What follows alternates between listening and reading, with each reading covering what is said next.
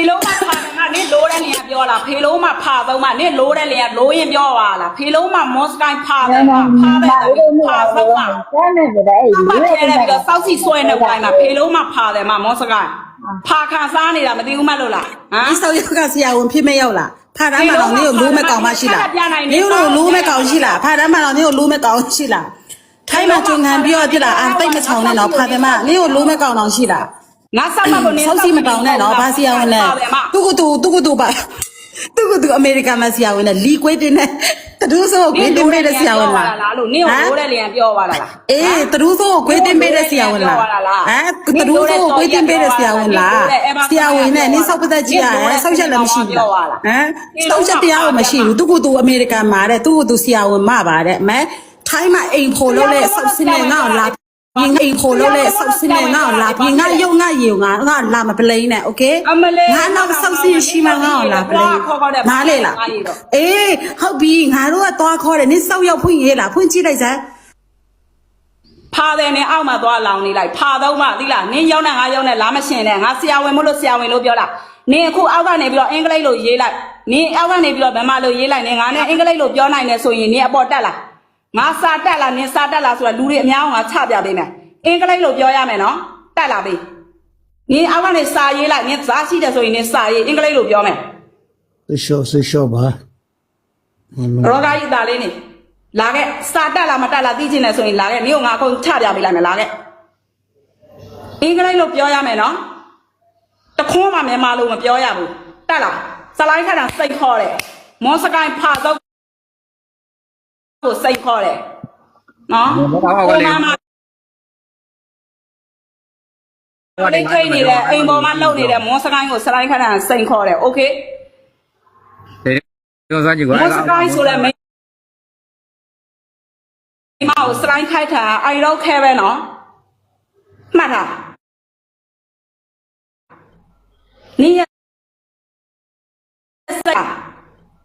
你也塞了哟，你也要哟，你也以前哟，但是out到0路标来呢，莫讲。0嘞，下回嘛啦。အိမ်ပေါ်မှာတိလားနော်အဲ့ဒီမောစကိုင်းရဲ့အကြောင်းကဖာခန်းစားနေတာသူ့ရဲ့စစ်ချက်မှာလေဒီမှာလုပ်ငန်းလှုပ်ရှားလို့မရတော့ဘူးစစ်ချက်မှာယောဂကတ်နေလို့မလို့အခန်းမှာပဲနေနေရတဲ့မောစကိုင်းဖာသုံးမှနင်းပဝနင်းပြန်ကြည့်လိုက်သုံးမှနင်းပဝနင်းပြန်ကြည့်လိုက်အသုံးမှနင်းပဝနင်းပြန်ကြည့်လိုက်ရှင်းပြီလားနင်းအကြောင်းငါပုံသိတယ်ငါမပြောချင်လို့ပဲကြည်နေတယ်ဟမ်ချဟဲ့ဆလာချလိုက်ဟမ်ရှင်းပြီလားပြောချင်တာချလိုက်ဆိုတော့စိတ်ခေါ်လိုက်ဘာညာပေါ့ကွာအဲ့လိုမျိုးလေကျွန်တော်တို့နင်းညီမတို့ရေးလိုက်စလိုက်ခဏနဲ့တန်းချင်းရှင်းပြောနိုင်အင်္ဂလိပ်စကားကိုတန်းချင်းရှင်းပြောနိုင်တယ်ဆိုရင်တက်လားရေးလိုက်စာရေးလိုက်ချက်ချင်းရေးလိုက်နင်းစာတက်လားတက်လားမတက်လားလို့သိချင်တာတက်လားမတက်လားလို့သိချင်တယ်ဆိုရင်ဟောဒီအများကိုကြီးစုတဲ့55ယောက်ကငါချပြပေးမယ်အင်္ဂလိပ်လိုပဲပြောမှာနော်စိတ်ခေါ်တဲ့စလိုက်ခဏဆိုတဲ့ရွှေကရင်မာလေးကဒါပဲအဲ့ဒါတကယ်ချပြပေးမယ်ရလာတဲ့ဘွယ်ရောဘွယ်လိုက်မှရောဟောဒီမှာခါလေးချပြပေးလိုက်မယ်တော့ကကြီးကမြောက်မှာပေးမြောက်မှာပေးခဏအဲ့လိုကိုတရောင်းစားကိုအချင်းမျိုးဆိုပါကွာမင်းကလည်းငါ့ကိုမင်းကလည်းဘေးသူဆိုပါဟာအဲ့တရောင်းစားငါပြောရလေအချင်းများကိုစင်ငါပြောရလေငါတဘောကြအဲ့လိုမျိုးငါလူချင်းတာလူကြီးအဲ့လိုမျိုးလေစိန်ခေါ်တတ်တယ်ရေဝန်းနဲ့တော်ကြီးနေမရပါကနေနားနေနဲ့နေအစ်စစ်အောက်မှာလောင်နေလားနင်းမြန်မာတဘောကြဒီမှာယူလို့ရေးလိုက်တာအင်္ဂလိပ်စကားကိုတန်းချင်းရှင်းပြောနိုင်တယ်ဆိုရင်နင်းတက်လာငါကိုယ်တိုင်ပြင်ပေးမယ်မော်နီတာငါစီမှာပဲစီရဟုတ်ကဲ့နင်းကိုကန်ဆတာငါဖြစ်တယ်ပြီးတော့ဘာလဲ yes my ဒီစိန်ခေါ်တယ်အဲ့ငါအရင်တဘောကြတယ်ဒီအမှန်တိုင်းငါပြောပြJasmineကိုကျွန်မစိန်ခေါ်တယ်နော်သူပြောတယ်နော်တတိရှိလို့ချင်း Jasmine စလိုက်ခတ်တာနဲ့အပေါ်မှာတက်လာခဲ့တဲ့နေနဲ့ဟာလည်းဝမ်းဝမ်းယောက်ျားပဲငါလည်းစိတ်ခေါ်တာပဲလူတွေကအဲ့လိုမျိုးလေမမနဲ့ကောင်းနေငါစိတ်ခေါ်တာဘယ်သူစင်းပြေတာတော့ရောဂါကြီးဘယ်သူစင်းပြေတာလဲဘာနောက်ပိုင်းဘယ်သူစင်းပြေလဲဘာပြောတာဒီမှာအခုလိုက်မှာ Jasmine စလိုက်ခတ်တာကိုစိန်ခေါ်တယ်စလိုက်ခတ်တာဆဲဖို့တက်လာပေးတယ်နောက်ဘယ်သူစင်းပြေလဲလို့ကျွန်တော်တော့ကိုရကရဲ့လိုက်ထွန်းနေမှာဟိုကငင်းမစလိုက်ငါခေါ်လိုက်မယ်ဟိုငါမနိုင်တဲ့ကောင်တွေငါချိတ်ပြီးတော့မင်းကဆက်ခိုင်းမယ်ဒါပါပဲ ဆဲခိုင်းအကုန်လုံး တကယ် ဆဲပေးမယ် တကယ်ရောတော့အမှန်နဲ့ ဂျက်စမင်းတော့ထွက်ပြေးတာနော်ဘာလဲဂျက်စမင်းပြောသွားတယ် Yes မတို့မလို့ဒူငါ့ခရဆေးရလည်းမျိုးလေ ခဏလေးအဲ့နေတော့ဂျက်စမင်းပြောတယ်ဟောအဲ့ဒီနေတော့ဂျက်စမင်းပြောတယ်ဟောစောဘထူမျက်နာရောတဲ့သူတို့စောမျက်နာရောတဲ့စလိုင်းခထန်မျက်နာရောတဲ့ဂျက်စမင်းကငါစပတ်တပြားကလည်းနီနို3ယောက်ကိုတဲ့ရိုက်ဖို့ထားလာတဲ့အိုးစလိုင်းခထန်အသေးကျုံးတာဒီကောင်မှဆင်းရည်တာဘာကျုံးဘာလဲဘာစိန်ခေါ်လာလဲဘာဝမ်းဝမ်းကြီးဖြဲမလဲ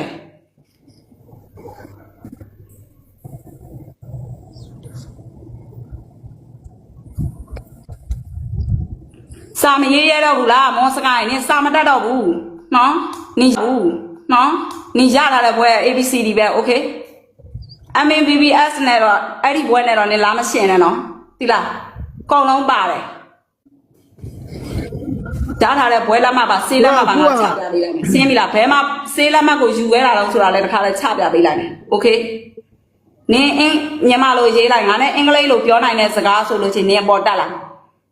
နင် live ကိုစတက်ပြီဆိုတာနဲ့နင်ငါ့ကိုအင်္ဂလိပ်လိုနှုတ်ဆက်အင်္ဂလိပ်စကားပြောမယ်အဲ့တော့နင်စတက်လားငါစတက်လားဆိုတာပြမယ်နင်ရုပ်နဲ့နင်ရေကိုပြန်ကြည့်လိုက်အောင်ဟမ်နင်အဖတ်သုံးတာလို့ရုပ်တယောက်တည်းမှာနင်အဖတ်ခွာပြလိုက်နင်အဖတ်ကိုခွာပြလိုက်တွားခေါ်သေးတယ်ဘာလဲသူမမတက် ငါနဲ့မြန်ကန်ကြီးလာရှင်းလာစလိုင်းခဏအရမောင်းက9ပေနဲ့6ရှိတယ်ရှင်းပြီလားနင်ငါတော့ဝက်မှာနင်ခွေးပြတဲ့ဒုတ်လောက်ပဲရှိတယ်တတောင်းသမတာတာအဆင့်ပဲရှိတယ်နင်နေလိုက်အောက်မှာဟောင်းနေလိုက်ဟောင်းနေအောက်မှာဟောင်းနေနင်ရခွေးစနေရဂျူးဂျူးပါပါရနင်တို့လင်မယား3ယောက်သလုံးကြက်ကြက်တတိထားတာနင်တို့လင်မယား3ယောက်သလုံးဟာလိုးပေါ့လိုးပါလေကြက်ကြက်တတိထားတာဖာသုံးမမွန်စကိုင်းဖာသုံးမနင်ကြက်ကြက်တတိထားတာနင်စပတ်ကိုဖျဲလိုက်ပြီးတော့စလိုင်းခါတာစောက်စီဆွဲနှုတ်ပြလိုက်မှာနော်ဖာသုံးမစိန်လာမခေါ်နဲ့နင်ခုမြန်မာလိုတော့နင်မရေးရဲဘူးလားကိုစလိုင်းရဲ့စနေတော့မင်းတတိပေးလိုက်တော့အဲ့လိုမျိုးလေနော်စနေကိုပြောတာတော့စနေမောင်ကိုပြောတာတိလားနင်ပုံစံကိုနင်အရင်ကြည့်လိုက်ဖာပြတ်မှတိလားနင်ကိုနေတော့မှနင်လိုက်ထဲမှာနင်ပြောနေတာမဟုတ်လားနင်ကြော်ကြီးလိုက်ထဲမှာပြောနေတယ်ကျမနဲ့ရပြောနေတယ်ကျမနဲ့ရပြောနေတယ်ကျမနဲ့ရလဲဆိုရင်မအဲ့ဒါဖာပြတ်မှတွေပြောတဲ့စကားတိလားနင်ကိုနင်ဖာပြတ်မှဆိုတာနင်လက်ခံလိုက်နင်ရဲ့စစ်ချက်ကိုအကုန်သိတယ်တိလားနင်ယောဂကနေလို့မလို့နင်အလုံးမလုံးရတော့ဘူးโอเคငါနေ့အကြောင်းကုန်သိတယ်ငါပြောတာပဲစီငါလည်းညမပြောငါလည်းမပြောရပြီငါရပြီရောက်ငါမပလိန်ဟုတ်အဲ့ကျွန်တော်အဲ့ရဒီအန်တမောချတယ်စလိုက်ခတ်တယ်ကရခဏတရားတော့ပေးမှာတရားတော့ပေးမှာခဏလေးကိုဒါသူများတော့မြောက်ပေးနေအောင်အဲ့ဒါမြောက်တာမဟုတ်ပါဘူးဒါပဲအမှန်တရားသူပြောတာဟုတ်တယ်ကွာဟုတ်လေကိုကခိုင်းဝင်မပါနဲ့လေဒီကဏ္ဍမှာဝင်မပါနဲ့ဗျာသူတို့နေရာကိုဒါပေမဲ့သူစလိုက်ခတ်တဲ့အမှန်တရားကိုပြောပြတယ်လည်းငါသဘောကျတယ်ငါအဲ့လိုအဲ့ဒါဟိုအဲ့ဒါသဘောကျခဲ့လို့မရဘူးကွာမင်းကလည်းကိုညီမရွယ်တွေဟာညီမရွယ်တွေချင်းချင်းကိုတီးပါတယ်ကွာပြောကြဟိုကတော့ဟိုပါလေဒီကဆရာမရှိဘူးခုချိန်လေးစလိုက်ကစောက်တယ်မှာဘောပေါက်လားမုံညာလေးဆိုင်ပြောတယ်မှာခါနဲ့ထိနေမြမှန်လားတော့မွန်းစကန်ပုံဆောင်ထားတဲ့ပုံကညီမလေးဟိုလိုက်မှလေးကားလေးလိုက်မှညီမလေးရုပ်ဖွင့်ပြရလေဦးနေကိုရုပ်ဖွင့်ပြအဲ့ဒီပုံမအဲ့ဒီလိုက်မှကျွန်တော်ရုပ်ဖွင့်နေတာမဟုတ်စင်ငိမ့်မှာကျမကိုမမြင်ဘူးလို့စလိုင်းခဏနေကငါမမြင်ဘူးရုပ်ဖွင့်ပြတယ်လို့ပြောလိုက်တာအဲ့မှာ Ever Smile အဲ့ဒီလိုက်ထဲမှာရှိတယ် Ever Smile စက်ခွင့်ရှော့ရိုက်တယ်ပြီးတော့အဲ့ဒီမွန်စကိုင်းသူမရက်ငယ်ကိုမယားကြီးကိုသွားပေးလိုက်တာEver Smile လည်းမှာလေမှာလေအဲ့ဒီပုံကလည်းတော့ခဏလေးနေကိုညီမလေးမောင်ရေကိုခဏလေးကိုမောဆိုင်ကမိကလေးတယောက်ပြတ်ထားလေအဲဘာစမိုင်းဆိုတာကလားထဲမှာကလကြွန်အရင်တော့လည်းပဲဒီလိုပဲဒီကောင်ကလားထဲမှာမြောက်တက်ကိုင်းလောက်တာပေါ့မြောက်တက်ကိုင်းလောက်လို့ဟိုကဝလုံးထိုးပေးတယ်အဲဝလုံးမှာချီးနဲ့ငပိနဲ့ပါသွားတော့ဒီကောင်ဒုက္ခရောက်နေတာဒီကောင်ကလားတကကလားထဲမှာဒီကောင်ညှင်းကလားတော့မရတဲ့ကလစုပ်မင်းစော်ရင်ကခိုင်းနေသွားဆဲခိုင်းသွားပြေးဆဲရတာဟိုမှာဟိုစင်ဆိုကလားဆဲခိုင်းနဲ့ပြေးဆဲရတာဟိုမှာခွေးချောင်းသားဆိုကလားဆဲခိုင်းနဲ့ဆဲခိုင်းနဲ့ဆဲရတာဟိုမှာနှစ်မောင်ကြီးဆဲခိုင်းတယ်ကောင်အဲ့ဒါပါထဲသူတို့ဆို ID ကိုလိုချင်တယ်ဆိုတော့သူတို့ဆို ID ကိုလိုချင်တာကမှဟိုကလားတွေကလိုချင်တာအဲ့ဒါကိုသူကဘေးပြီးတော့မှ record တွေယူထားတယ်မှာအဲ့ဒါတွေဟိုလိုပေးပြီးတော့ထောင်ခံဒီလိုပေးထောင်ခံနေရထောင်ပေးနေရတာဒီကောင်ကလာထဲမှာကလချီကလာအဲ့ဒါကိုသူများကော်ကားလို့ပြောတော့သူကမှိတ်ပြီးတော့နေတာဒီကောင်ကော်ကားလည်းမဟုတ်ဘူးစနေမောင်လာစနေမောင် recording ယူလာပြီလား record ယူလာပြီလားအဲ့ဒီ profile ကို slide ခတ်တာနားထောင်ခြင်းလို့စောင့်နေတယ်အခုချက်ချင်းဖွင့်ပြီးတော့ပြတော့ရှင်ကိုယ်တိုင်ကအဲ့ဒီခုတက်လာပြီးတော့အဲ့ဒီ profile ကိုမပြနိုင်ဘူးဆိုရင်စင် slide ခတ်တာနဲ့ကြည်ပြကိုရှစ်ခိုးပြီးတော့သွားလိုက်တော့ဟုတ်ပြီလားရှစ်ခိုးပြီးတော့ဆင်းသွားတယ်ဟာပုံထောင်တာဟာတက်တိပြပြခိုင်းတာလေ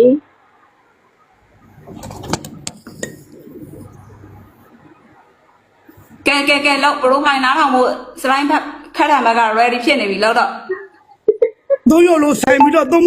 ယောက်တယောက်လိုထားတဲ့ဟာကိုနှစ်ယောက်တယောက်လိုထားတာကိုကြည့်ချင်တာအဲ့ဒါကိုလိုက်ရှာတယ်လို့ကြည်ပြရဲ့စလဲကတဲ့ရဲ့သရိုးစောရဲ့နှစ်ယောက်တယောက်လိုထားတဲ့ဘူးလူဖိုင်ကိုလိုက်ရှာနေတော့လောလောဆယ်ကတော့နင်တို့ကဖေလို့ပေးခဲ့နေနော်သရိုးစောလို့သမျှခံနေရတဲ့ဗမာအောက်တန်းသားမတွေသရိုးစောလည်းပဲဗမာဟိုမှမနိုင်ဘူးကျန်တဲ့ကလားတွေကဗမာကိုခိုင်းနေတယ်ဒီကလားကတော့ဒီခေါ်တော့ကတော့ကြည်ပြနဲ့စလဲကတဲ့ကိုပတ်ချလှည့်ပြီးတော့လိုးနေကောင်မဲHisaya con iria cosenti ari pagati ပြတော့လေဘယ်မလဲပြတော့လေတို့လားမိမတွေစပတ်ရပြစ်သွားရင်အဲ့လိုလေပြုံးပြုံးလေးနေကြတယ်နင်တို့စပတ်ရပြစ်သွားရင်ပြီးသွားတယ်လို့နေတာပဲစလိုက်ကတဲ့ပြီးသွားပြီလားကဲရှင်ကခုနကတော့ပြောသွားတဲ့အထဲမှာပါသွားပြီနော်ဘရိုဖိုင်ရှင်မယူခဲ့တဲ့အတွက်အခုအောက်ကနေပြီးတော့ comment ဝင်ရေးလိုက်တော့မန်းဝင်ရေးလိုက်တော့ဒီ live ပေါ်တင်ပေးပါစလိုက်ခက်တဲ့ကြည်ပြကိုရှစ်ခိုးပြီးတော့တောင်းမှန်ဖို့ရှင်မကလောက်လိုက်တော့ရှင်တက်လာတော့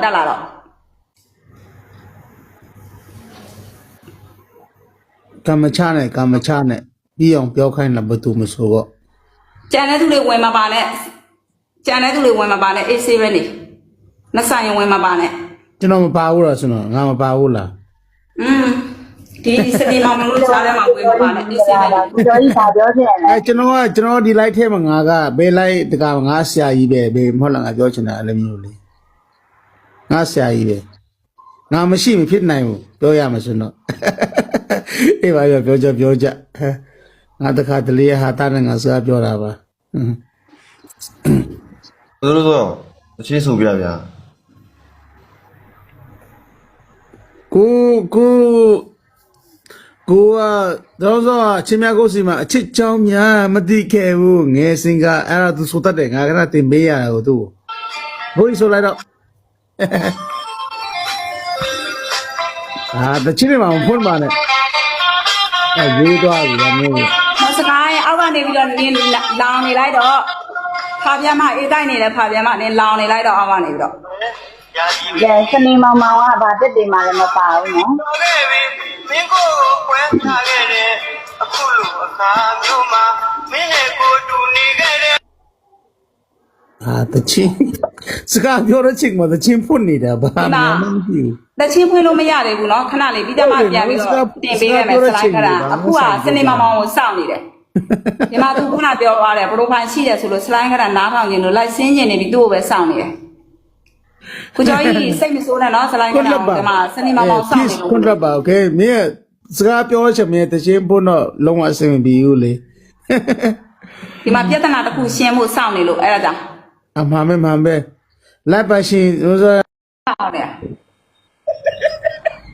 နေပါဖြစ်တာအချစ်ကြီးပြောတာနေလောင်းလာနေတက်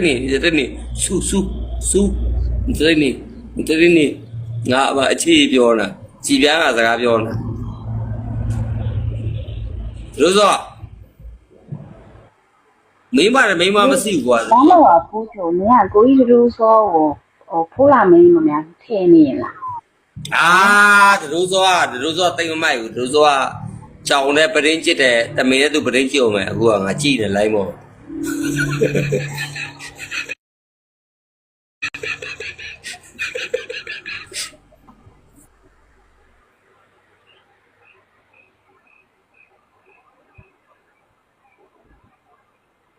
ငါကြည့်တက်ပါတယ်နေရတယ်အစေးပေါ့ကြည့်ပြဘယ်လိုဖြစ်တာလဲအစေးပဲဆွဲရကောင်းတောက်နေမယ်နေနာတော့လားနေနာတော့ပြောဒီစင်မညာလုံးဝယူလေးချာ ဂီတာတွေမှာအများကြီးပဲဂီတာတွေငါပေးတာအများကြီးပဲဂီတာတွေငါပေါ်တာအများကြီးပဲ နင်ကလေချက်ကောင်းတဲ့လူတယ်နော်တိလား ဘယ်လိုချစ်ကောင်းလဲနေစောက်ယူလာဒွေးနဲ့တူတာဒွေး အော်ဒိုးနဲ့ပြီးနေတာလားအော်ဒီတိုင်းနဲ့ပြီးနေတာပေါ့အဲ့ကောင်တိုင်းပါ ကဲခွေးစနေမောင်မောင်ကိုပြောတဲ့စကားကိုတာဝန်မယူရတော့ဘူးလားဘယ်လိုလဲဘရိုဖိုင်နေရှိတယ်ဆိုတော့စလိုင်းခက်တာယူလာတော့စလိုင်းခက်တာဒီမှာနားထောင်ကျင်လို့စောင့်နေပြီကွာဘယ်လိုမျိုးလဲ စလိုက်ခါလားစလိုက်ခါပါကြီးတဲ့ နားထောင်ကျင်နေပြီယောက်ျားဆိုရင်တော့ပြောတဲ့စကားကိုတာဝန်ယူရဲတဲ့ဇာရှိရမယ်နော် ဟုတ်တယ်မှန်တယ်ကျွန်တော်ယောက်ျားတော့ ယူလာတော့အဲ့ပရိုဖိုင်နေယူလာတော့ဒီမှာနားထောင်ကျင်နေပြီယူလာတော့နားထောင်ကျင်နေပြီနော်တကယ်ပြောတာဒီမှာကျွန်မလိုက်စင်းကျင်နေပြီယူလာတော့ကျွန်မစောင့်နေတယ်ကျွန်မမရှိမှတက်လာလို့ချင်းစလိုင်းခါတာငါပြောတဲ့ဘရိုဖိုင်ကိုငါဖမ်းထားတဲ့ဘရိုဖိုင်ကိုနားမထောင်ရဘူးလို့ရှိမှဆိုလို့โอเค အမဘလူပဲဖမ်းဘာမှဖမ်းမရတာဘလူပိုင်ဘလူအာရုံမလာဘူးမနားလဲကျွန်တော်ပြောတာဒိုးစောနားလဲ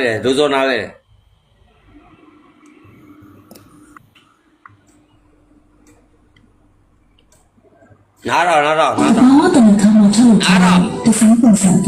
中国健康我只是我只是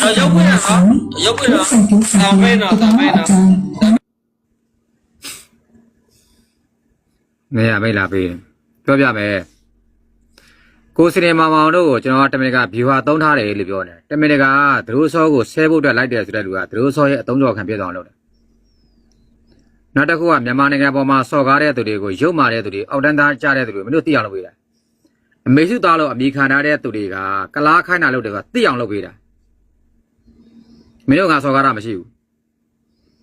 ဒီအောက်မှာခုနကလာပြီးကြည့်နေတဲ့ Father Peace တဲ့အကောင့်ပါရှင်ကျော်ကြီးအကောင့်ထဲမှာသွားတဲ့ခါတော့လည်းကျော်ကြီးကိုသွားစော်ကားတာမရှိဘူးမင်းတို့ကကလားတွေကိုတင်ငါ့ကိုဆဲနေတာအဲ့လိုပုံစံပြမှာမင်းတို့ရဲ့ရှေ့မှာမန်နေကြီးလို့လည်းဒီလိုပဲငါလိုက်ထဲမှာလာထိုင်တော့မောင်နှမလို့ပြောနေတယ်ရီသားလို့စနေတယ်ငါနားထောင်ပေးတာပဲငါညမကြီးပဲဒါပေမဲ့မန်နေကြီးကသူကိုယ်တိုင်လိုက်လွှင့်တဲ့ခါကျတော့ဘာဖြစ်သွားလဲမြန်မာချင်းပြတ်တက်ခိုင်းတဲ့ကလားတွေကိုကရင်မာလို့ပြောကြမလို့လက်ခံတယ်မုံလို့ပြောကြလက်ခံတယ်မော်ဒီတာပေးတယ်ငါ့ကိုဆဲတယ်ဆဲတော့မင်းတို့လိုက်ထဲမှာလူတွေအများကြီးဖြစ်နေပြီးတော့မှမြန်မာချင်းပြတ်တက်ခိုင်းတဲ့အကြမ်းဖက်သမားတွေကိုမင်းတို့ကိုယ်တိုင်ကဆရာတင်တာဆိုသိအောင်ငါလုပ်ပေးတာအခုမန်နေကြီးလိုက်ထွင်းလို့ရလားလက်ရလို့လာကြည့်လားကိုစနေမောင်မောင်လိုက်ထဲမှာလည်းပဲကိုစနေမောင်မောင်မြန်မာမင်းကလေးတွေကိုစော်ကားတာတွေရှော့မြန်မာလူမျိုးချင်းပြတ်တက်ခန့်တာတွေရှော့တော့အမေစုကိုတရားဆွဲရတဲ့ခေါ်တော့တဲ့အေဝဂျင်တဲ့ကတဖွဲလေးပဲဖြစ်နေတယ်မေစုသားဆိုတဲ့လူကသူ့အမေကိုတရားဆွဲတဲ့လူမြန်မာနိုင်ငံကိုဖျက်ဆီးတဲ့သူတွေတဖွဲဖြစ်နေပြီတတိထားတော့လည်းပြောတာမရအောင်အခုစနေမောင်မောင်ကလူတွေကနေတော့ဟိုမှာဖာတော်ပိတ်ဆိုဘာဘက်ကိုရောက်သွားတော့စနေမောင်မောင်အသေးကွဲသွားပြီလေလူအများရဲ့နောက်ကိုမလိုက်နဲ့ဒါနဲ့ဘွားပြတ်သွားလိမ့်မယ်အမှန်တရားဘက်မှာရက်မှာလားလူများရဲ့ဘက်မှာရက်မှာလားလူများလည်းမှန်တယ်မထင်နဲ့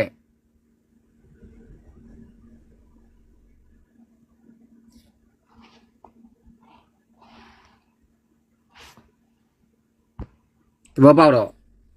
အဲ့လိုတိတောင်ချပြပေးတယ်မင်းတို့ကငွေရှာပြီးတော့လက်နဲ့ရှာကိုယ့်လူမျိုးကိုပြတဲ့ချိန်မှာဒရိုးစောစကလုံးတွေနဲ့မင်းတို့ဘာလုပ်နေဆိုသိအောင်ချပြပေးတယ်ဒရိုးစောကိုယ်တိုင်ကဘယ်သူလာပါလို့ခေါ်တာမရှိဘူးရုပ်မာတဲ့ခေါ်တော်တွေကိုဆရာတင်လိုက်ပမာတင်ပေးမော်ဒတာပေးပြီးမြန်မာလူမျိုးချင်းကိုပြန်ဆဲခိုင်းပြန်တတ်ခိုင်းမင်းတို့ရဲ့ရုပ်မာမတွေကချပြပေးနေတယ်အဲ့ဒါကိုစိတ်သက်စစ်စစ်ဗျူဟာလို့ခေါ်တယ်ကြိုပြီးတော့ပြောတာပဲအဲ့ရ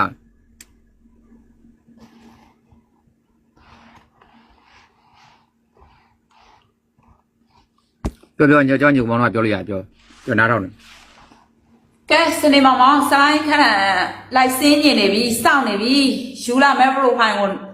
အတန်နားထောင်ဖို့စလိုင်းစောင့်နေပြီဒါမှမဟုတ်ဘူးဆိုရင်အဲ့ပရိုဖိုင်ရှင်ယူမလာနိုင်တော့ဘူးဆိုရင်လည်းလာပြီးတော့ရှစ်ခိုးလိုက်တော့တရားခန့်ဟာဆင်ပဲအသက်လည်း50ကျော်နေပြီပဲကွယ်ဘယ်လိုမျိုးလဲမိန်းကလေးတွေကိုလိုက်ပြီးစော်ကားနေတာဘယ်လိုမျိုးလဲကိုသားသမီးရဲ့ရွယ်လောက်ပဲရှိတာ လိုင်းခဏအကြောင်းမှသိချင်ဥတို့အဲ့ဒါမှဖြူအောင်နှလုံးသားလို့များမေးကြည့်ပါအောင်တော့သူတို့နဲ့အရင်ခင်လာတာဆိုရှယ်ပေါ်မှာသူတို့လည်းကိုယ့်ကို6ပေါက်မှာဖွန်လာမကြောင်ဘူးစာလာမရေးဘူးဘလို့မျိုးကြောင့်ပြောလိုက်တာလေဒီသူတို့စောနဲ့စလိုင်းခဏလိုးတယ်ဆိုတာသူပါစံမို့ထွက်ဖြစ်တယ်ကွယ်လူကြီးလောက်နေပြီးတော့မိန်းကလေးချင်းချင်းကသမုတ်တယ်ဆိုလဲထားပါအောင်တော့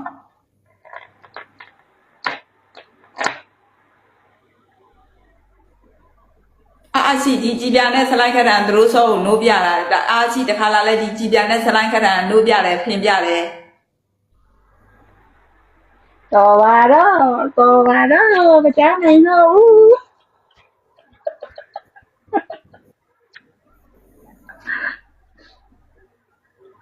သူတို့စောမှလည်းမိသားစုရှိတယ်မကြည့်ပြမှလည်းမိသားစုရှိတယ်စလိုင်းမှလည်းယူရမယ့်ယောက်ျားရှိတယ်ဘာဖြစ်လို့အဲ့လိုမျိုးလိုက်ပြီးတော့သမုတ်တာလဲအာစီဒီပြဿနာပဲလာရှင်းနေရတယ်အရန်ပဲကဲဘလို့ခိုင်းနားထောင်နေလို့စောင့်နေပြီစလိုင်းကိုမှလည်းတူမရှိတယ်မဟုတ်ဘူးလား14-15နှစ်ရှိတယ်တူမလေး live တော့တင်လိုက်ရမလား AI နဲ့လော့လိုက်ပြီးတော့စနေမောင်တရားဘလို့လဲ စနေမောင်တရားမင်္ဂလာပါမင်္ဂလာပါပို့တယ် မင်္ဂလာပါမင်္ဂလာပါ ဟဲ့အဲ့ဒါဘာလို့လဲအဲ့ဒီကမင်္ဂလာပါလို့နှုတ်ဆက်နေတာအဲ့ဒါဘာလို့လဲ ဘာလို့ဆင်းတော့ရလဲโอป้าကိုခေါ်မလို့ဟာကိုခေါ်တော့မခေါ်လို့ရဘူးပြန်တင်ခဲ့โอป้า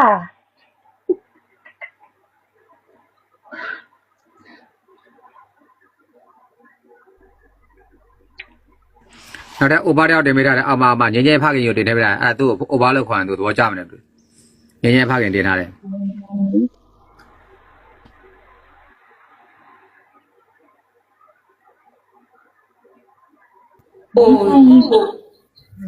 ကိုစားဝတ်နေရေးပြေလဲအောင်လို့ကိုကျွေးပွေဟမ် ကိုသူတို့ဆိုတော့အမ ကျော်ကြီးမင်္ဂလာပါ ကိုကျော်ကြီးခဏလေးကိုပေးကျွေးထားတဲ့ကိုစောမထူးတော်မှာပြန်ကြိုက်တယ်ကွယ်ဘယ်လိုမျိုးလဲစနေမောင်ကသူ့ရဲ့အခက်ခဲအားလုံးကိုလည်းဟိုကဖြည့်ရှင်းပေးထားတယ်အဲ့ဒါကို तू ကလူတွေလိုက်ပြီးတော့တိုက်ခိုက်တာလူကြီးဖြစ်နေပြီးတော့လေဘယ်သူမှतू ကအလုံးလုံးမစားနိုင်တော့ဘူးကွာဘာအလုံးမှလည်းလုံးမစားနိုင်ဘူးရိုးရိုးသားသားနဲ့ဦးသူတို့စောရေကျွန်တော်တော့မြန်မာငွေ3သိန်းပေးပါကြည်ပြရေးငါတော့စားစရာမရှိလို့မြန်မာငွေ9000ပေးပါပေးမဲ့လူတွေကြည့်ပဲခုဟာ तू ကလူတိုင်းကိုလိုက်ပြီးတော့တိုက်ခိုက်နေတာချင်းစားဝတ်နေရဘလို့ပြေလဲဖို့လဲဘလို့မျိုးလုပ်ဖို့လဲဘာဖြစ်လို့လူတွေလိုက်တိုက်ခိုက်နေတာသူ့ရဲ့အခက်ခဲအားလုံးကိုဒီလောက်ကူညီပေးထားတဲ့ကိုစောဘတူတောင်ပြန်ကြိုက်တယ်နောက်ပြီးကြတော့ကြော်စောဒီလောက်သူ့ကိုပေးကျွေးနေတာအခန်းကမရှိလဲပေးကျွေးနေတာအဲ့ဒါကိုဆလိုင်းခက်တန်နဲ့လာပြီးသမုတ်တယ်ရှင်အဲ့တော့ profile နေရှိတယ်ဆိုယူခဲ့ကျမတို့မှတငယ်ချင်းလည်းဖြစ်မထားဘူးဘယ်နေရာမှတငယ်ချင်းဖြစ်မထားရည်စားဖြစ်တာလည်းမဟုတ်ဘူးနင်းလိုက်မှနေကိုကြော်စောလာရှင်းပြသွားတာမဟုတ်ဘူးလားအဲ့ဒီ profile နဲ့ဆလိုင်းစီမှာရှိတယ်ဘလို့မျိုးကြောင်းလိုက်ပြီးသမုတ်တာအခုစလိုင်းခဏပြောပြီးပြီခုနနေပြောလိုက်တဲ့စကားထဲမှာစနေမောင်ခွေးစနေပါသွားပြီအဲ့ဒီဘရိုဖိုင်နေရှိတယ်လို့နင်ပြောတယ်ကျွန်တော်စီမှာအဲ့ဒီဘရိုဖိုင်ကိုရှိပါတယ်တဲ့ပြောသွားတယ်အဲ့ဒီဘရိုဖိုင်ကိုယူခဲ့တော့စလိုင်းခဏလိုက်ရှင်းညင်နေပြီအဲ့ဒီဘရိုဖိုင်နားထောင်ခြင်းလို့စလိုင်းမစင်းသေးတာဖြစ်တယ်ယောက်ျားဆိုရင်ကိုပြောတဲ့စကားကိုကိုတာဝန်ယူရဲရမယ်ဟုတ်ပြီလားအဲ့တော့ရှင်ကဘရိုဖိုင်လည်းယူပြီးတော့မလာနိုင်ဘူးဆိုပြီးတော့ခုဘရိုဖိုင်လည်းယူပြီးတော့မလာနိုင်ဘူးခုကြည်ပြတဲ့စလိုင်းခဏကိုရှစ်ခိုးရတော့မယ်တပတ်မှပါလဲရတယ်ဒီတိုင်းရှစ်ခိုးလား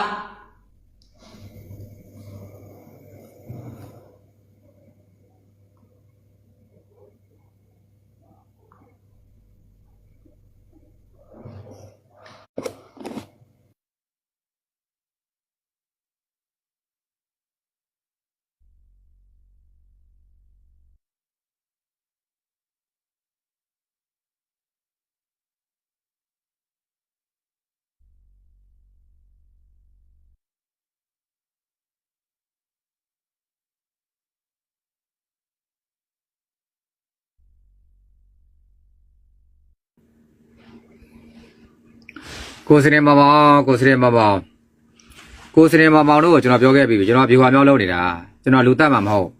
လူလည်းမတတ်ဘူးမြန်မာလူမျိုးချင်းချင်းပေါ်မှာရက်ဆက်လွန်တာဟုတ်ဗျကိုမျက်နှာနဲ့ကိုမပြောတဲ့လူတွေနော်ကေမိုင်းပြောနေတာကဲပြောမင်းတို့တင်ပေးထားပါတယ်ကွာပြောလို့ရပါတယ်မြန်မာလူမျိုးချင်းကိုပြတ်တက်ခိုင်းတာကိုအမောင်တွေကမောင်မဲလို့မောင်ဆဲလို့အမေစုကိုတရားဆွဲထားတဲ့သူတွေနဲ့အမေစုရဲ့သားဆိုတဲ့လူတွေတရားလူနဲ့တရားခံတဲ့ကတွဲပြီးတော့လုပ်တယ်ဆိုလို့ရှိရင်တော့ဘာဖြစ်ကုန်လဲဆိုတာသိသွားတာပေါ့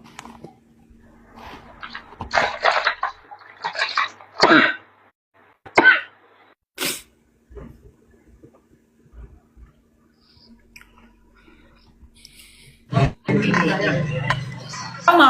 ဒီကချိန်ခိုင်းနေတယ်ချိန်ပြီးလောက်လေ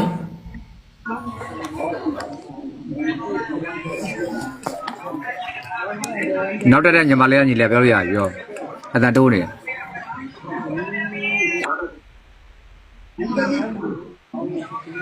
ကျွန်တော်မကြားရတာသူကြမပြောရတာလား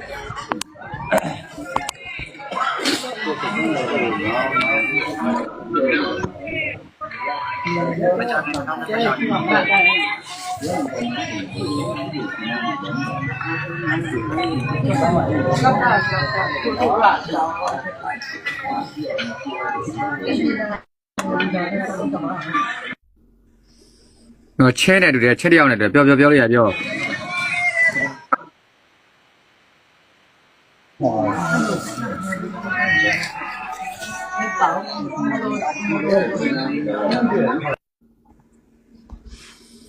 ကျွန်တော်ကြီးကိုသိတာနော်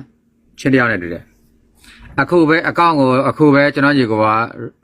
request နဲ့တယ်ကျွန်တော်အခုပဲပြင်ပေးထားတာအဲ့ဒါမသိလို့ပြောလို့မရဘူး request လုပ်တာကြာနေပြီးတော့မှကျွန်တော်တပေးထားဆိုကျွန်တော်ဒီကိုသိလိမ့်မယ်နော်အခု mic ဖွင့်ပြောလို့ရကင်မရာဖွင့်ပြောလို့ရတယ်အောက်ကမွန်စကိုင်းဖာတယ်မလည်းဖာခန်းစားနေတဲ့ဖာတော့ကလည်းရုပ်ကသွားခေါ်နဲ့ဖေလို့မှဖာတယ်မဖတ်တယ်လွတ်သုံးပြီးတော့အောက်ကနေပြီးတော့ဘာဟောင်းနေတာဖေလို့မှဖာဆုံးမှဒုက္ခပါဒီမွန်စကိုင်းဆိုညီမလေးကချောပါတယ်သူဒီမှာပြောရဲပါတယ်သူညီမလေးကလည်းညီမလေးမိန်းကလေးတယောက်ရဲ့အလှကိုမိန်းကလေးချင်းချင်းမကြည့်တော့ဘူးယောက်ျားတွေကကြည့်ပြီးလို့ရတယ်တချို့ဟာတွေကလှပါတယ်ဖေလို့မှဖာတယ်မအမေရိကန်မှာနေပြီးတော့ဆရာဝန်စောဟဲ့တော့ခေါ်လာတော့ကြည့်လာတော့မခွေးချတဲ့ပဲနဲ့ဖေလို့မှဖာတယ်ဆရာဟုတ်ဆရာကြီးလာမလုပ်နဲ့နော်ဘိုးဘာလဲဆရာဝန်နဲ့ဟလားဘာဆရာဝန်လဲဘာဆရာဝန်လဲဘာဆရာဝန်လဲငါစောက်ခတ်ကိုပလိန်းနေတဲ့ကောင်မငါ iPhone ကင်ထားတာရှင်းလားနော်ဖေလို့မှနေ့လိုမျိုး3သိန်းခွဲတဲ့ဖုန်းကင်တာမဟုတ်ဘာဆရာဝန်လဲဒါဆရာဝန်မလားဟမ်ထိုင်းမှာအိမ်ဖော်လောက်နေတဲ့ခတ်ထန်ဆိုတဲ့ဖေလို့မှဖာတယ်မဟမ်ဖေလို့မှဖာတယ်အမေရိကန်မှာနေပြောတော့အမေရိကန်မှာဆရာဝန်ဆိုအဲ့ဒါစမိုင်းပေးသွားတာအဲ့ဘာစမိုင်းကနင်းကိုဘာလဲကွာနင်းပြောတော့ဘာလဲဆရာဝန်မပါဆိုဟမ်ဒီဆောက်ရောက်ကဆရာဝန်လားဒီဆောက်ရောက်ကဆရာဝန်လားအဲ့ဘာစမိုင်းရဲ့နင်းကိုဘစ်တောင်ပေးမရှိဘူးတဲ့ဖေလို့မှချလားဟမ်ဖေလို့မှအမေရိကန်မှာတဲ့အိမ်ပေါ်တဲ့ဘလေအမေရိကန်မှာအိမ်ပေါ်တဲ့ဒီမှာကျန်းအဲ့ဒီပုံလေးပါလေးွားလားချင်းလိုမျိုးတော့မခံယူနဲ့နော်စောက်စီးနဲ့ဖေလို့မှဖာတယ်မပါလဲဆရာဝန်အမေရိကန်မှာဟလားစောက်ရောက်ကအိမ်ပေါ်ဆောက်စင်အောင်မရှိဘူးတိလားအမေကထိုင်းမှာဟိုပါပါလဲဖာကန်နဲ့အဆင့်ဖြစ်နေတာတိလားကိုဖေလို့ကြောင်းကိုလို့တဲ့လျံပြောပါလားဖေလို့မှဖာတယ်မမွန်စကိုင်းဖာခန်းစားနေတဲ့ဖာတယ်မလာပြီးတိုက်ခိုက်သေးတယ်နင့်ကငါဘာလုပ်လို့တော့နင်ခံသားဖူးတာလာမပြောနဲ့ငါတို့ဘဝအမှန်ငါတို့နေတာနင်ကအမေရိကန်မှာနေပြီးဆရာဝန်လုပ်တယ်ဆိုပြီးတော့ဘာလို့လိမ့်လာလဲနင်ပြောစမ်းနေဖေလို့မှဖာတယ်မဒီလိုကြည့်တယ်ညီမလေးအမေရိကန်မှာဆရာဝန်လုပ်တယ်ဆိုပြီးနင်ဘာဖြစ်လို့လိန်ပြောတာလဲနင်ဆောက်လုပ်တာအဲ့ဒါဆရာဝန်ဆောက်လုပ်တာအိမ်ဖို့စစ်နောင်မရှိဘူးနင်ဆောက်စီကိုနင်တီဆောက်ချက်မရှိဘူးလားစောက်ချက်တရားဆိုတာအဲ့ဒါနင်စောက်ပတ်တဲ့ကိုနေလို့ငါစောက်ချက်ရှိရမှာလားဖေလို့မှဖာဆုံးမှမောစကိုင်းငါ့ကိုရုပ်ရည်ကြည့်ပြီးမပလိန်းနဲ့ကိုဆောက်ရုပ်ကိုကြည့်ရောအိမ်သာဆေးဖို့တော့မှနင်လို့ရုပ်ကိုနင်လို့အဖတ်သုံးမထားဘူးဖာဆုံးမှရဲ့သိလား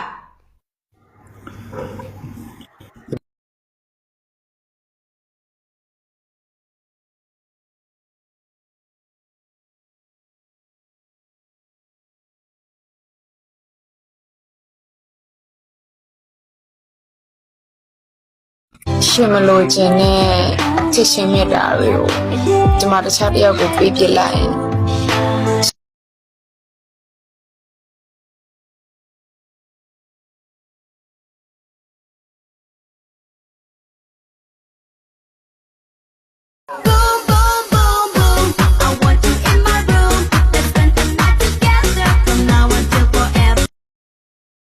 ဒါဝါကနေတော့ပြန်ပြီးတော့ခိုင်းတာညီမလေးခံနေရတာဟိုဘာညီမလေးမွန်စကိုင်းကမွန်စကိုင်းလည်းသူ့ဘက်သူလှပါတယ်မိကလေးကြောင့် အဲ့ဒီကိုမြင်ဘူး အေးသူလည်းသူ့ဘက်သူအသားဖြူလေးတန်မျက်လုံးလေးကတောက်တောက်လေးနဲ့ကောင်းပါသူအစဲတန်တာလေးကိုပြင်လို့ရှိရင်ရပါတယ်အဲဘာစမိုင်းကတနာစရာကောင်းတာကပထမဆုံးသူကမင်းမင်းစော်ရဲ့အတုံးချကမင်းမင်းစော်ရင်ကဆဲဆုံးသူဆဲရတာမင်းမင်းစော်ရဲ့စီကနေသူဘယ်ရောက်သွားလဲဆိုတော့တေစားတစ်ဆက်ခွန်ဆိုတဲ့ဦးလေးရဲ့နားမှာရှိနေတဲ့ခေါ်တော်ကလားတွေဟိုမှာ WhatsApp ပုံနဲ့တင်ပြီးတော့ဆဲနေတဲ့လူဝက်သားပုံတင်တော့ပလာတိုက်တဲ့ဦးလေးကြီးဟူစိန်ရဲ့နာမည်ကလူမုံကြီးတို့လူမသုံးကြီးတို့အဲဆရာကြီးတို့နာမည်ပေးထားလူအဲဟူစိန်ရဲ့အဆဲခံနေတာဟူစိန်ကဆဲဆုံးသူကတော်ဆဲပြီးတော့အော်ရဲကျင်နေအဲပြီးတော့သူကဘယ်ရောက်သွားတော့ဒီချစ်ဝိုင်းတို့စီရောက်သွားပြောင်းသူကကလားချင်းထဲမှာဗောတာသူကကလားထဲမှာအပွင့်မကောင်းတဲ့ကလားညှင်းကလားအဲဘာစမိုင်းကသူဆဲတဲ့နာမှာဆိုသူမင်းနဲ့သုံးချခံမနေ့ကလို့ချင်းကိုကြီးမှလာပြီးတက်ဆဲသွားသေးတယ်အဲဘာစမိုင်းကအော်ကလားချင်းတောင်ပါပဲတခြားကလားသုံးချတာကိုခါတဲ့ကောင်နောက်ဆုံးသူဘာလုပ်လဲဆိုတော့သူတို့ကလားချင်းထဲမှာကလားတွေပြက်သွားတယ်ကလက်ပြက်တွေဖြစ်သွားတာနော်အဲကလက်ဇက်ပြက်နေတဲ့အချိန်မှာဒီကောင်ဘာဖြစ်သွားလဲဆိုတော့စူးရှားတဲ့နေမျိုးသက်ကြီးကိုသူပြေးကတ်တော့တာပြေးကတ်တာကိုကောင်းကောင်းမကပ်ပဲနဲ့သူကအော်မှထောက်လိုင်းရလာတယ်လို့အဖသားလို့ငကိုရီကထွတ်ထားလို့ပေါင်းနဲ့အကြီးလျှောက်သွားတာနောက်ဆုံးတော့မြောက်တကန်လွတ်သွားတာတကန်လွတ်တဲ့ခါကိုမှနေမျိုးသွားတာတကန်လွတ်တဲ့ခါကိုမှနေမျိုးဆက်တို့ကဝလုံးလေးလှမ်းကန်ပေးတယ်အဲဝလုံးကချိတုတ်ထားတာငပိတဲ့ချီနဲ့ရောပြီးတုတ်ထားတဲ့ဟာဆိုတော့အဲ့မှာမြောက်တကန်လွတ်တာမဟုတ်မြောက်ကဝလုံးမှပြန်လွတ်သွားတယ်ဒီကောင်အဲ့လိုဖြစ်သွားတာညီမလေးပေါ်စကညီမလေးကချောပါတယ်ညီမလေးချောပါတယ်ဆလိုင်းခဏပြောလို့မဟုတ်ပါဘူးသူလှအလှလေးနဲ့သူရှိပါတယ်ကဲညီမလေးကိုပြန်နေပေးမယ်ညီမလေးအေးစီပြောရံမဖြစ်နေဟိုကောင်ကလက်စုပ်တွေကမျက်နှာပြပြောလို့လားညီမလေးကိုနောက်ကနေပုံနေလာပြောရပြီးတင်ဟဆိုပြောနေတာအေးစီပြောပါ ဒီလိုမှဖာသမနေကဘာကိစ္စနဲ့ဆရာဝန်လို့လိန်ပြောတာ ဖေလုံးမဖာတယ်ငါနင်းလိုးတဲ့နေရာပြောလားဖေလုံးမဖာသုံးမနင်းလိုးတဲ့နေရာလိုးရင်ပြောပါလားဖေလုံးမမွန်စကိုင်းဖာတယ်ဖာသုံးမ ကျန်နေကြတဲ့အဲ့ဒီ ဖာထဲတယ်ပြီးတော့စောက်စီဆွဲနေတိုင်းမှာဖေလုံးမဖာတယ်မမွန်စကိုင်းဖာခံစားနေတာမသိဘူးမလို့လားဟမ် ဒီဆောက်ရောက်ကဆရာဝန်ဖြစ်မရောက်လားဖာတမ်းမှတော့မျိုးလိုးမဲ့ကောင်မရှိလားမျိုးလိုးမဲ့ကောင်ရှိလားဖာတမ်းမှတော့မျိုးလိုးမဲ့ကောင်ရှိလားထိုင်းမှာကျုံခံပြီးတော့ပြလာတိတ်မချောင်နဲ့တော့ဖာတယ်မမျိုးလိုးမဲ့ကောင်တော့ရှိလား ငါစမ်းမဖို့နေ ဆောက်စီမတောင်းနဲ့နော်ဘာဆရာဝန်လဲသူကသူအမေရိကန်မှာဆရာဝန်လဲလီကွေးတင်နဲ့တူးဆိုကိုခွေးတင်ပေးတဲ့ဆရာဝန်လား လို့နင်းကိုလိုးတဲ့လေပြောသွားတာလား အေးတူးဆိုကိုခွေးတင်ပေးတဲ့ဆရာဝန်လားတူးဆိုကိုခွေးတင်ပေးတဲ့ဆရာဝန်လားဆရာဝန်နဲ့နင်းဆောက်ပတ်သက်ကြီးရတယ်ဆောက်ချက်လည်းမရှိဘူးဆောက်ချက်တရားကိုမရှိဘူးသူကသူအမေရိကန်မှာတဲ့သူကသူဆရာဝန်မပါတဲ့မဲထိုင်းမှာအိမ်ဖို့လို့လဲဆောက်စင်းနဲ့ငါ့လာရင်အိမ်ခိုလို့လေဆောက်စင်းနေငါ့လာပြင်ငါရုံငါရေငါလာမပလိန်နဲ့โอเคငါနောက်ဆောက်စင်းရှိမှငါ့လာပလိန်နားလေလားအေးဟုတ်ပြီငါတို့ကသွားခေါ်တယ်နင်းဆောက်ရောက်ဖွင့်ရေးလားဖွင့်ကြည့်လိုက်စမ်း ဖာတယ်နဲ့အောက်မှာသွားလောင်နေလိုက်ဖာသုံးမသိလားနင်းရောက်နဲ့ငါရောက်နဲ့လာမရှင်နဲ့ငါဆရာဝန်မို့လို့ဆရာဝန်လို့ပြောလားနင်းအခုအောက်ကနေပြီးတော့အင်္ဂလိပ်လို့ရေးလိုက်နင်းအောက်ကနေပြီးတော့ဗမာလို့ရေးလိုက်နင်းငါနဲ့အင်္ဂလိပ်လို့ပြောနိုင်တယ်ဆိုရင်နင်းအပေါ်တက်လာငါစာတက်လာနင်းစာတက်လာဆိုတာလူတွေအများအောင်ငါချပြပေးမယ်အင်္ဂလိပ်လို့ပြောရမယ်နော်တက်လာပြီနင်းအောက်ကနေစာရေးလိုက်နင်းဇာရှိတယ်ဆိုရင်နင်းစာရေးအင်္ဂလိပ်လို့ပြောမယ် စိတ်လျှော့ပါ ရောဂါကြီးသားလေးနေလာခဲ့စာတက်လာမတက်လာသိချင်တယ်ဆိုရင်လာခဲ့နင်းကငါအခုချပြပေးလိုက်မယ်လာခဲ့အင်္ဂလိပ်လို့ပြောရမယ်နော်တခွန်းမှမြန်မာလို့မပြောရဘူးတက်လာစလိုင်းခါတာစိတ်ခေါ်တယ်မွန်စကိုင်းဖာတော့ကိုစိတ်ခေါ်တယ်နော်ကိုမမလိတ်ခိနေတယ်အိမ်ပေါ်မှာလှုပ်နေတဲ့မွန်စကိုင်းကိုစလိုင်းခါတာစိတ်ခေါ်တယ်โอเค ပြောစမ်းကြည့်ကွာ မွန်စကိုင်းဆိုလဲမိမကိုစလိုင်းခိုက်တာအိုင်တော့ခဲပဲနော်မှတ်တာ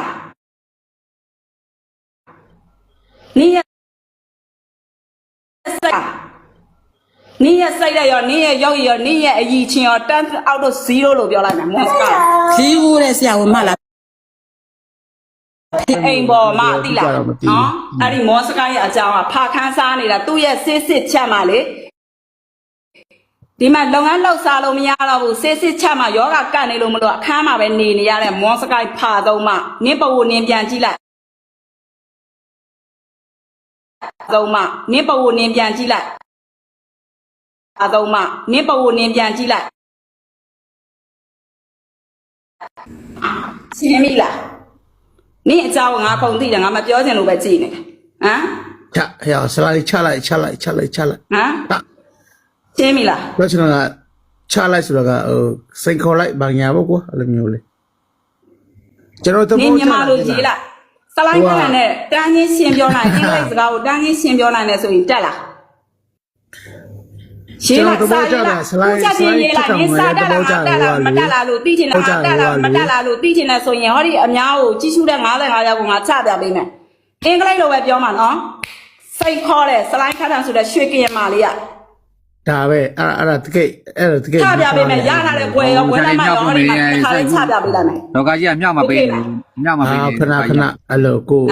တရောင်းစားကိုအချင်း သူတို့ဆောပါကွာမင်းကလည်းငါ့ကိုမင်းကလည်းဘေးကိုပြစ်သူတို့ဆောပါဟာ အေးတရောင်းစားငါပြောရလေအချင်းများကိုယ်စင်ငါပြောရလေငါတဘောကြအဲ့လိုမျိုးငါလူချင်းတာလူကြီးအဲ့လိုမျိုးလေစိန်ခေါ်တတ်တယ်ရေဝတ်နဲ့ တော်ကြီးနေမရဘက်ကနေနာမနေနဲ့နေအေးစေးအောက်မှာလောင်နေလားနေမြန်မာလိုရေးလိုက်နေမြန်မာလိုရေးလိုက်ငါအင်္ဂလိပ်စကားကိုတန်းချင်းရှင်းပြောနိုင်တယ်ဆိုရင်နင်တက်လာငါကိုယ်တိုင်ပြင်ပေးမယ်မော်နီတာငါစီမှာပဲစီရဟုတ်တယ်နင်ကိုကန်စားတာငါဖြစ်တယ် ပြီးတော့ဗာလဲ yes my ဒီစိန်ခေါ်တယ်အဲ့ငါအရင်သဘောကျတယ်ဒီအမှန်တိုင်းငါပြောပြ Jasmine ကိုကျွန်မစိန်ခေါ်တယ်နော်သူပြောတယ်နော်တတိရှိလို့ချင်း Jasmine စလိုင်းခတ်တာနဲ့အပေါ်မှာတက်လာခဲ့တဲ့နေနဲ့ဟာလည်းဝမ်းဝမ်း ယောက်ျားပဲငါလည်းစိတ်ခေါ်တာပဲလူတွေကအဲ့လိုမျိုးလေမမနဲ့ကောင်းနေငါစိတ် ဘယ် ခေါ် သူ တာ စင်းပြေတာတော့ရောဂါကြီးဘယ်သူစင်းပြေတာလဲ ဟာ နောက်ပိုင်းဘယ်သူစင်းပြေလဲ ဘာပြောတာဒီမှာ အခုလိုက်မှာ Jasmine စလိုင်းခတ်တာကိုစိန်ခေါ်တယ်စလိုင်းခတ်တာဆဲဖို့တက်လာပေးတယ်နောက်ဘယ်သူစင်းပြေလဲလို့ ကျွန်တော်တော့ကိုတော့ကဲလိုက်ထွန်းနေမှာဟိုကငင်းမစလိုက်ငါခေါ်လိုက်ပဲဟိုငါမနိုင်တဲ့ကောင်တွေငါချိတ်ပြီးတော့မင်းကဆက်ခိုင်းမယ်ဒါပါပဲ ဆဲခိုင်းကောင်းလုံးဆဲပေးမယ် တကယ်ပြောတော့အမှန်နဲ့ Jasmine တော့ထွက်ပြေးတာနော်ဘာလဲ Jasmine ပြောသွားတယ် yes my တို့မလို့တို့ငါ့ခရဆေးရလည်းမျိုးလေ ခဏလေးအဲ့နေတော့ Jasmine ပြောတယ်ဟောခဏလေးအဲ့ဒီနေတော့ Jasmine ပြောတယ်ဟောစောဘထူမျက်နာရောတဲ့သူတို့စောမျက်နာရောတဲ့စလိုင်းခတ်တံမျက်နာရောတဲ့ Jasmine ကငါစပ်ပတ်တပြားကလည်းနီနို3ယောက်ကိုတဲ့ရိုက်ဖို့ထားလာတဲ့အိုးစလိုင်းခတ်တံအသေးကျုံးတာဒီကောင်မှဆင်းပြေးတာဘာကျုံးဘာလဲဘာစိန်ခေါ်လာလဲဘာဝမ်းဝမ်းကြီးဖြဲမလဲ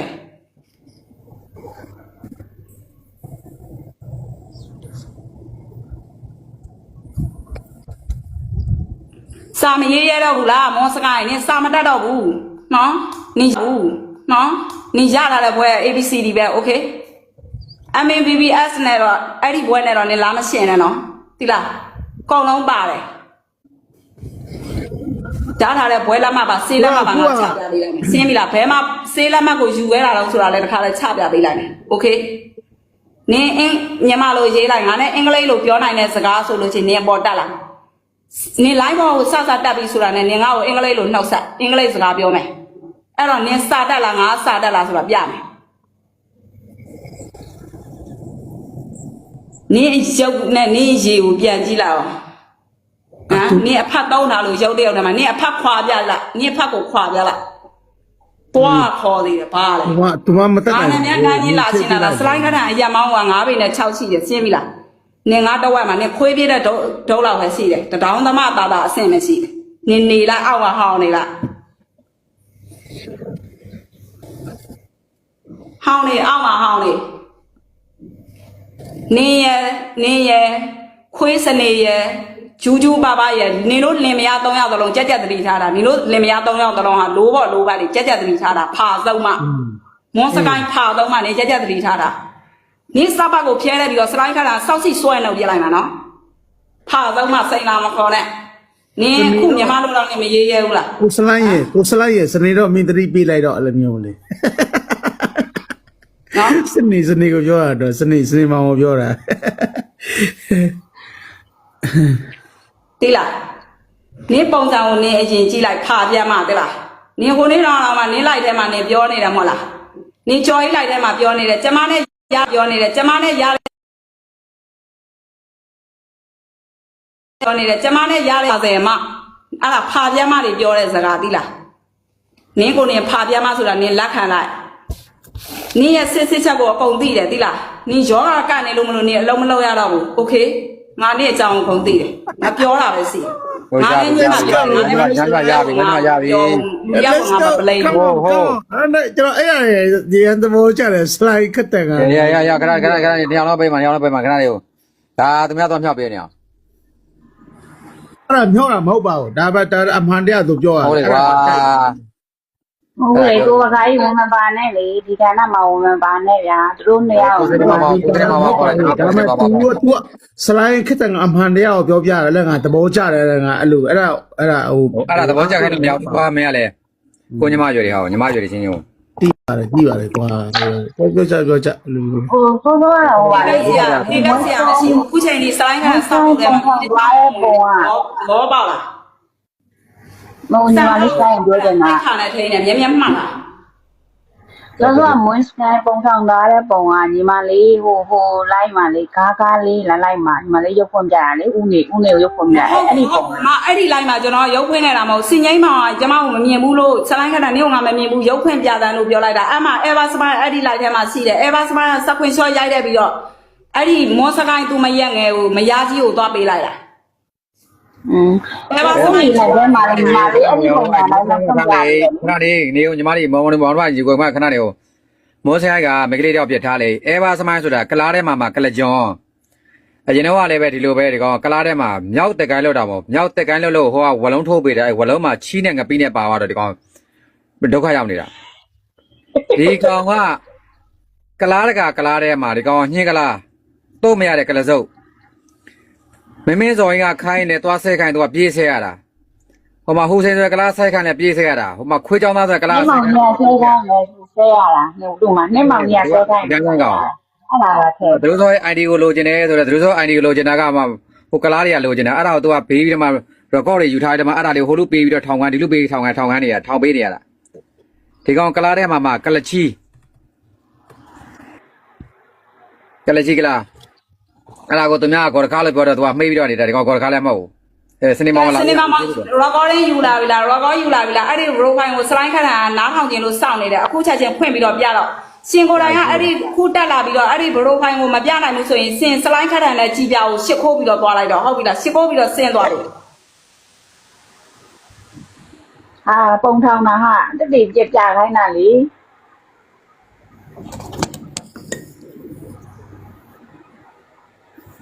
ကဲလောက် profile နားထောင်ဖို့ slide ဖတ်ခက်တာမက ready ဖြစ်နေပြီလောက်တော့ သုံးယောက်လို့ဆိုင်ပြီးတော့သုံးယောက်တယောက်လိုထားတဲ့ဟာကိုနှစ်ယောက်တယောက်လိုထားတာကိုကြည့်ချင်တာအဲ့ဒါကိုလိုက်ရှာတယ်လို့ကြည်ပြရဲ့ select ကတဲ့ရဲ့သတို့စောရဲ့နှစ်ယောက်တယောက်လိုထားတဲ့ဘူးလူဖိုင်ကိုလိုက်ရှာနေတော့လောလောဆယ်ကတော့နင်တို့ကဖေလို့ပေးခဲ့နေနော်သတို့စောလို့သမျှခံနေရတဲ့ဗမာအောက်တန်းသမားတွေသတို့စောလည်းပဲဗမာဟိုမှမနိုင်ဘူးကျန်တဲ့ကလားတွေကဗမာကိုခိုင်းနေတယ်ဒီကလားကတော့ဒီခေါ်တော့ကတော့ကြည်ပြနဲ့ select ကတဲ့ကိုပတ်ချလှည့်ပြီးတော့လိုးနေနေကောင်မဲ Hisayako Iriyako Senti Ari Pagati ပြတော့လေဘယ်မလဲပြတော့လေတို့လား မိမတွေစပတ်အရာပြည့်သွားရင်အဲ့လိုလေပြုံးပြုံးလေးနေကြတယ်နင်တို့စပတ်အရာပြည့်သွားရင်ပြီးသွားတယ်လို့နေတာပဲ select ကတဲ့ပြီးသွားပြီလားခွင်း ကဲရှင်ကခုနကတော့ပြောသွားတဲ့အထက်မှာပါသွားပြီနော် profile ရှင်မယူခဲ့တဲ့အတွက်အခုအောက်ကနေပြီးတော့ comment ဝင်ရေးလိုက်တော့မန်းဝင်ရေးလိုက်တော့ဒီ live ပေါ်တင်ပေးပါစလိုက်ခဏနဲ့ကြည်ပြကိုရှစ်ခိုးပြီးတော့တောင်းမှန်ဖို့ရှင်းမကလောက်လိုက်တော့ရှင်တက်လာတော့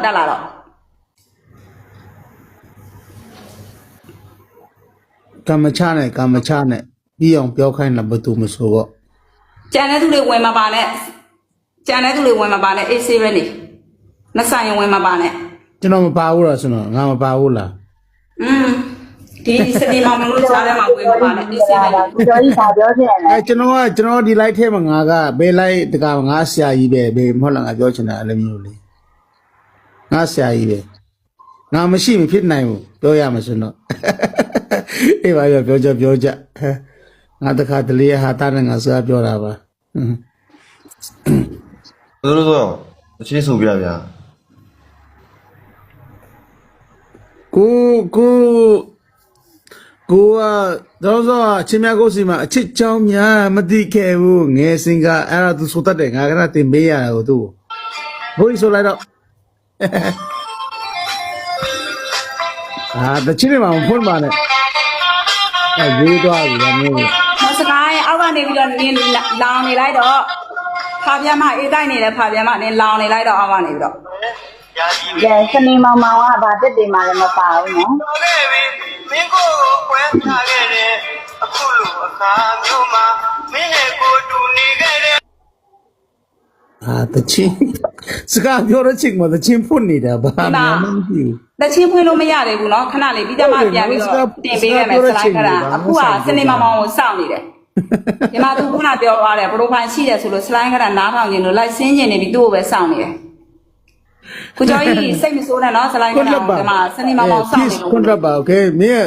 စကားပြောချင်တယ်တချင်းဖွင့်တော့လုံးဝအဆင်မပြေဘူးလေ ဒီမှာပြဿနာတစ်ခုရှင်းဖို့စောင့်နေလို့အဲ့ဒါကြောင့် အမှန်ပဲလိုက်ပါရှင်